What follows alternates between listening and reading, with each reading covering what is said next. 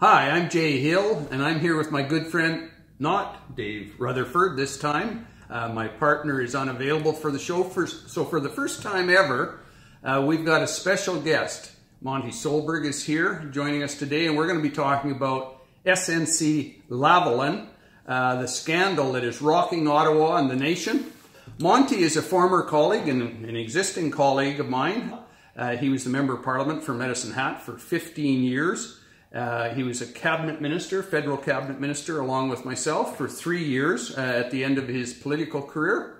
And he now is the principal and the founder of New West Public Affairs. So welcome to the show, Monty, our first guest. Well, thanks so much, Jay. I really appreciate it. I'm happy to be here and really to get a chance to talk about probably one of the most important political issues and scandals that we've seen in Canada in many, many years. Yes, that's actually absolutely the truth. You can tell the interest, the myriad of columnists and media that is focusing on this issue, and the fact that the government is being so evasive about it. You know, one thing that struck me, Monty, is that when I thought about this, I thought, well, our Prime Minister holds himself up as the ultimate feminist, and yet this situation involves two very capable women, Kathleen Roussel, the Director of Public Prosecutions, and the former Attorney General, Jody Wilson-Raybould. It centers around those two ladies, and on the other side you have arguably the three most powerful men in the country, the Prime Minister Justin Trudeau, his former Principal Secretary Gerald Butts, and the Clerk of the Privy Council of Canada, our top bureaucrat, Michael Wernick. And I wonder if those three gentlemen somehow have never heard that term, no means no, because, you know, Kathleen and Jody defended her, have rejected this idea of giving SNC Lavalin a pass on the court issue, the charges that have been brought against him for bribery and corruption. And so they were resisting that. Yeah. No, but no doesn't mean no to these guys. No, I mean, the issue here is so big. This isn't just sort of an ordinary expense scandal or something like that. These kinds of things that pop up, you know, fairly frequently in Ottawa and are rightfully pursued. This goes way beyond that.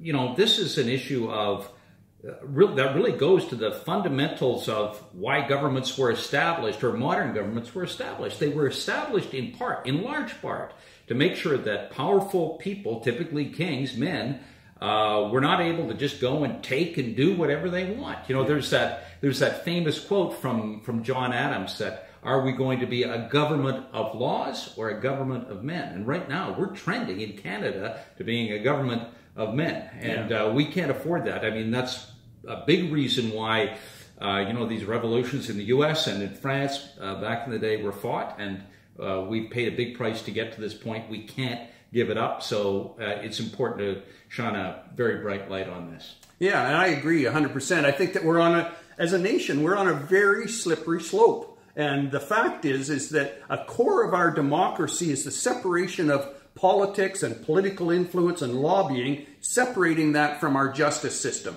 And that's what Wilson-Raybould has tried to do, is maintain that separation. Yeah. Obviously, she's been under pressure, but now, of course, Wernick and Trudeau, through some of his emissaries, are saying, well, you know, she might have viewed it a little differently. Does that sound familiar? That's the same as he said about that small-town newspaper reporter that he groped. Well, she might have viewed it a bit differently.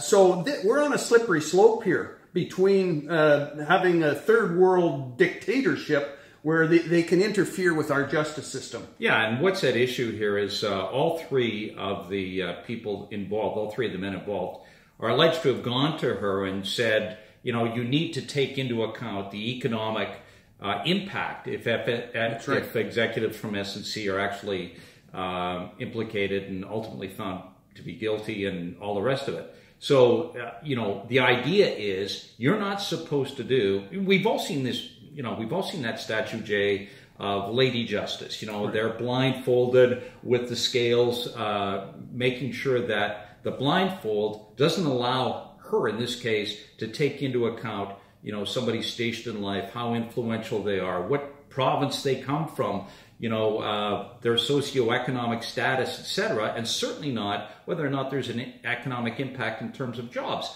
But these three men are all pushing this on her, and it's completely unacceptable. Exactly. I was shocked at Michael Wernick. I've known him for a number of years. He was deputy minister to our old colleague Chuck Straw for a number of years at Indian Affairs, at the time, I just assumed he was going to be another very sort of objective and professional public servant.